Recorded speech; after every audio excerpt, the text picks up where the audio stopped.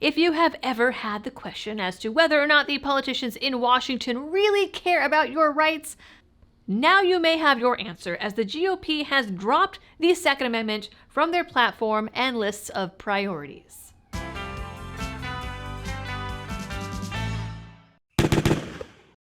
Hello everyone and welcome back to the channel. The GOP is under fire for a few changes they've made to the party platform ahead of this year's election. Anti-abortion activists, for example, are up in arms that the RNC has removed abortion language from the platform, but the RNC has also scrubbed all of their gun rights language. Well, all of it, but a little bitty tiny piece. This was the first platform update since 2016 after skipping the process in 2020. On Monday, they voted 84-14 to adopt the new 16-page platform. The entire document mentions guns only once in a preamble statement about the party's dedication to defending our fundamental freedoms, including freedom of speech, freedom of religion, and the right to keep and bear arms.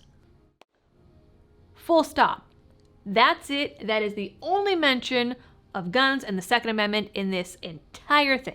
Every other previous mention of guns and gun rights has been removed from the platform at a time where these issues are more polarizing than ever. At a time of Bruin, when over half the country has constitutional carry, but gun controllers are working harder and harder to bypass any gains made by the gun community. It also comes at a time when the President of the United States actively makes fun of gun owners, pretty often butchering the Tree of Liberty quote and threatening millions of law-abiding Americans with F-15s.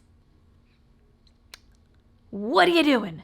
According to a recent article in the New York Post, some 10 million hunters and gun owners in America aren't registered to vote. These numbers come from a grassroots voters registration group that's now side-eyeing the GOP, and with good reason. This data shows that many of these gun owners are in the swing states of Pennsylvania, Michigan, and North Carolina. There are also supposedly over 250,000 unregistered hunters and gun owners each in Georgia, Wisconsin, Missouri, and Virginia. Now, assuming that you are a hunter or gun owner watching this, because why else are you here unless you're a masochist torturing yourself, I'd like to tell you about a little service I learned about a couple months ago that has you and your budget in mind. It's basically a subscribe and save service for ammo that is completely customized to your needs and to your budget. Ammo Squared will deliver your ammo on a set schedule or on demand when you need it, like an Amazon/savings account for ammo. You can spend as much or as little as you want on whatever calibers you want, however often you want. You don't even have to buy full boxes or even a full round at a time, meaning you can even mix and match. So, maybe a little 5.56 over here, some 9mm over there, and invest in your favorite hobby and post-apocalyptic survival skill. It's all factory new ammo with no minimums, no extra fees, and they will ship it on a set schedule or whenever you ask them to, and they'll even store it for free in the meantime. Pretty cool and pretty American. So that is my public service announcement, and now back to this silly old GOP. So why are all these hunters and gun owners not registered to vote? The most common answer is their belief that their vote doesn't count and that the system is rigged. While I am inclined to agree with them, at least a lot of the time, the RNC isn't doing anything to help those matters or help these people be seen by effectively erasing a huge voter issue from a platform that has, traditionally, at least claimed that the Second Amendment is important. Old versions of the platform mentioned constitutional carry reciprocity, and fighting gun and magazine bans. They talked about fighting frivolous lawsuits and registration schemes.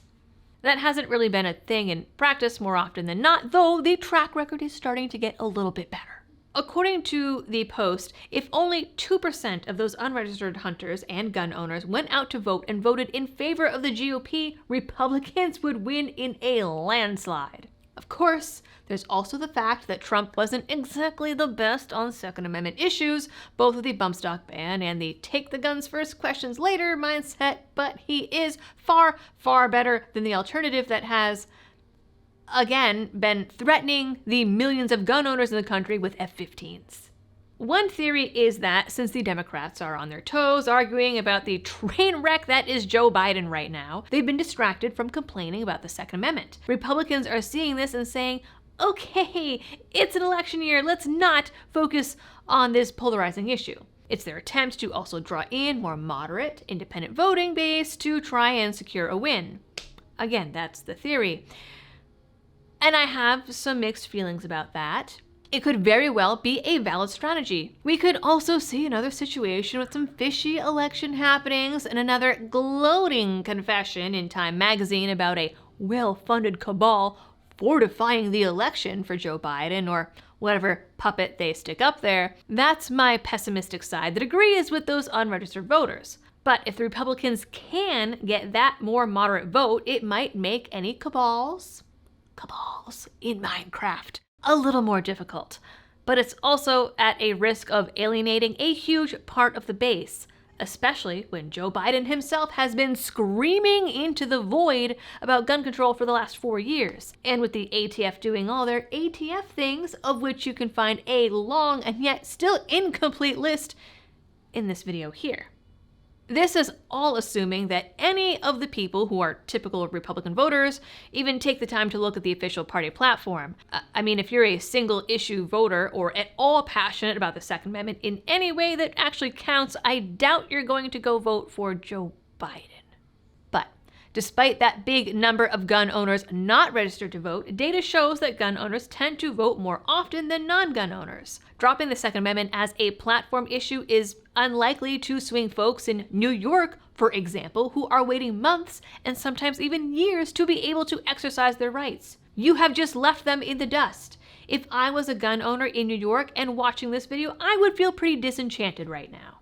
And it is a strategy that relies on Trump being Trump while ignoring that gun control could be a pretty big issue in House and Senate races. So it is an interesting strategy if that really is their strategy. Anyways, that is my hot take on it, or maybe not so hot take. I don't really know how we're quantifying hot takes these days, but those are my thoughts. Take them as you will. Let me know down in the comments what you think. If you think that this really is some like 4D chess strategy, or if they're just pulling crap out of their butts. With politicians, you can never really be sure.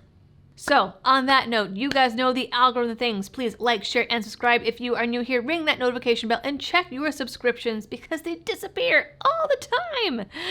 And as always, thanks for tuning in and happy shooting.